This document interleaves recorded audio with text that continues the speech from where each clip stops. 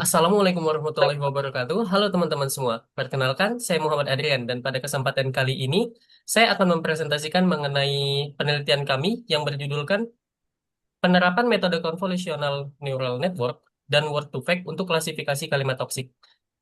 Presentasi ini akan membahas secara singkat tentang latar belakang, kajian literatur, serta metode penelitian yang akan kami gunakan pada penelitian kami. Pemaparan materi ini akan dibantu oleh rekan-rekan saya yaitu Dian Maheru, Fauziatul Zahra, Julius Saputra, dan Prahara Arif Nugroho. Oke, selanjutnya saya akan menjelaskan tentang latar belakang dari penelitian ini. Oke, perkembangan teknologi digital di Indonesia sangat pesat, terbukti dengan tingginya jumlah pengguna media sosial yang mencapai sekitar 139 juta orang, di mana rata-rata waktu yang dihabiskan adalah 7 jam 38 menit per hari. Namun, tingginya penggunaan ini berpotensi menimbulkan dampak negatif, terutama paparan terhadap ujaran kebencian atau hate speech dan kalimat toksik yang beresiko mempengaruhi perkembangan psikologis dan pola komunikasi yang tidak sehat pada masyarakat, termasuk anak-anak. Untuk meminimalisir masalah ini, penelitian ini mengusulkan pemanfaatan teknologi Natural Language Processing atau yang kita kenal NLP, khususnya metode Convolutional Neural Network atau CNN, yang kreatif dalam mengenali pola seperti frasa atau kata kunci penanda ujaran kebencian. Fokus penelitian ini adalah penerapan dan analisis CNN dalam klasifikasi kalimat toksik berbahasa Indonesia yang diharapkan dapat mengoptimalkan sistem deteksi.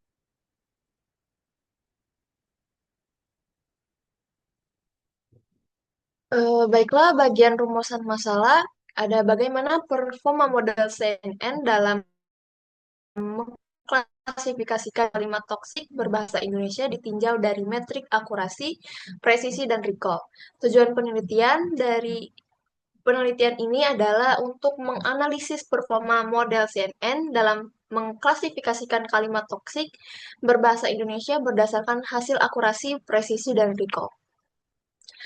Batasan masalah. Penelitian hanya fokus pada kalimat toksik berbahasa Indonesia berbentuk teks. Yang kedua, dataset terbatas pada teks dari media sosial dengan label toksik dan non-toksik. Ketiga, metode utama yang digunakan adalah convolutional neural network. Yang keempat, evaluasi kinerja model dilihat dari akurasi, presisi, recall, dan F1 score. Baiklah, selanjutnya kajian literatur, ya alias dasar teori yang menjadi landasan penelitian kami. Yang pertama adalah kalimat toksik. Kalimat toksik adalah ujian yang mengandung kata kasar, negatif, atau menyerang pihak lain. Mohon karakteristiknya penting supaya model kami dapat mengenali teks yang tergolong toksik dengan tepat. Yang kedua adalah Natural Language Processing alias NLP. Nah, NLP ini berperan untuk memproses bahasa manusia secara otomatis agar bisa dipahami oleh komputer. Nah, dalam penelitian ini, NLP membantu menyiapkan data teks sebelum dianalisis oleh model. Yang ketiga adalah Deep Learning, CNN. Nah, CNN digunakan karena mampu menangkap pola penting dalam teks, mirip seperti saat digunakan untuk analisis citra. Nah, CNN sendiri membantu proses kualifikasi teks toksik dan non Ya, toksik. Dan yang keempat, penelitian terdahulu. Boleh selanjutnya. Nah, berikut eh, beberapa penelitian yang menjadi referensi utama kami. Yang pertama ada Pratama dan Nugraha pada tahun 2022 menggunakan CNN dengan attention mechanism untuk komentar Instagram dan hasilnya akurasinya meningkat karena model fokus pada kata kunci yang menentukan tingkat toksisitas. Yang kedua ada Alvina Al di tahun 2021 menggunakan CNN untuk deteksi hoax dan ujian kebencian berbahasa Indonesia dengan hasil respons yang tinggi. Ketiga ada kita pada tahun 2023 menggabung CNN dan Fastext untuk klasifikasi gitu. Kombinasi inti meningkatkan performa model secara signifikan. Tuh. Jadinya kerangka kerja, untuk kerangka kerja di dataset kami menggunakan 1000 dataset dengan label toxic dan non-toxic, kemudian dilakukan processing data untuk mendapatkan data sih. Kemudian data teks tersebut untuk representasinya kita menggunakan untuk mengubah data teks menjadi vektor yang dapat dilatih menggunakan CNN dan data bersih tersebut juga di datanya menjadi training dan validasi yang untuk sebagai parameter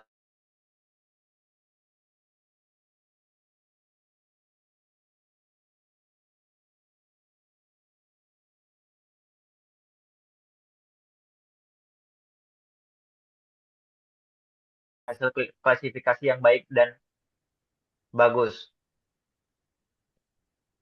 Selanjutnya,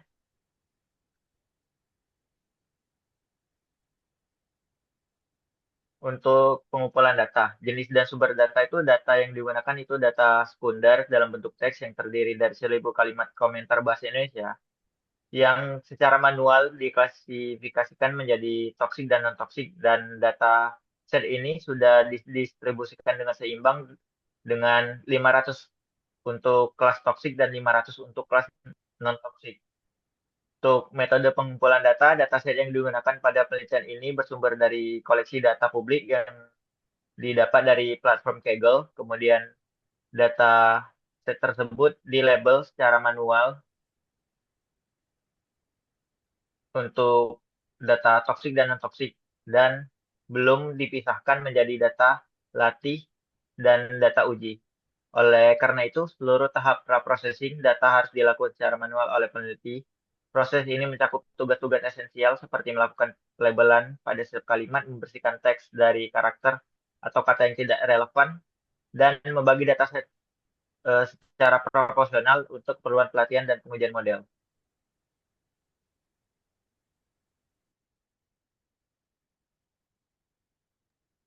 Next ada kerangka-kerja atau metodologi penelitian. Pada bagian metodologi penelitian ini, tahap pertama yang dilakukan adalah pre-processing data. Seluruh kalimat dalam dataset terlebih dahulu melalui proses pembersihan atau cleaning, seperti menghapus tanda baca, angka, dan URL.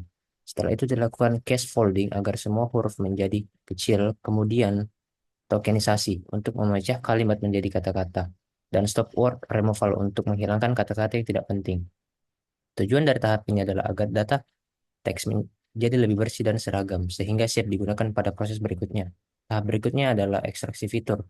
Pada tahap ini digunakan metode word to vec untuk mengubah setiap kata dalam data yang sudah diproses menjadi vektor numerik. Vektor-vektor ini mewakili hubungan semantik dan konteks antara kata. Hasil dari tahap ini akan digunakan sebagai embedding layer pada model CNN yang akan dibangun di tahap selanjutnya. Selanjutnya adalah tahap pelatihan data dan pengujian model.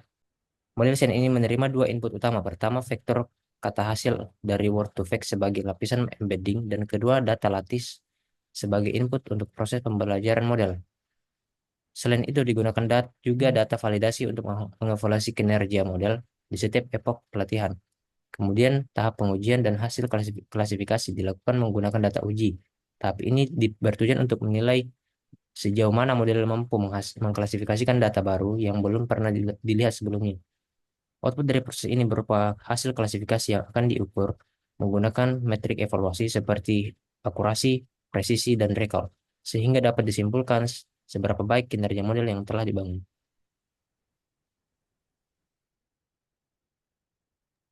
Oke, setelah pemaparan materi dari rekan-rekan saya sudah selesai, saya akan menyimpulkan penelitian proposal ini. Yang mana penelitian ini berfokus pada penerapan dan analisis performa model CNN untuk mengklasifikasi kalimat toksik berbahasa Indonesia.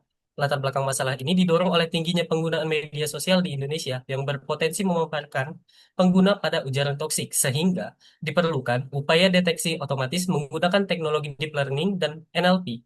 CNN dipilih karena kemampuannya yang efektif dalam mengekstraksi fitur lokal dan mengenali pola kata atau frasa yang menjadi penanda ujaran kebencian.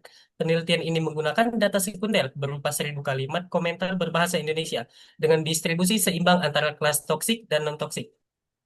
Metode penelitian ini melibatkan alur kerja sistematis mulai dari pre-processing data, ekstraksi fitur menggunakan word to vec, pembagian data, dan pembangunan model CNN, yang mana tujuan akhirnya adalah menganalisis kinerja model CNN, khususnya dalam mengklasifikasi kalimat toksik. Berdasarkan hasil pengujian dan evaluasi, akan digunakan metrik akurasi, presisi, dan recall. Hasil dari penelitian ini diharapkan dapat berkontribusi sebagai referensi di bidang NLP dan menjadi panduan implementasi untuk pengembangan sistem deteksi ujaran toksik di Indonesia. Oke, demikianlah pemaparan proposal penelitian ini. Terima kasih atas perhatian dan waktunya. Saya tutup. Wassalamualaikum warahmatullahi wabarakatuh. Terima kasih.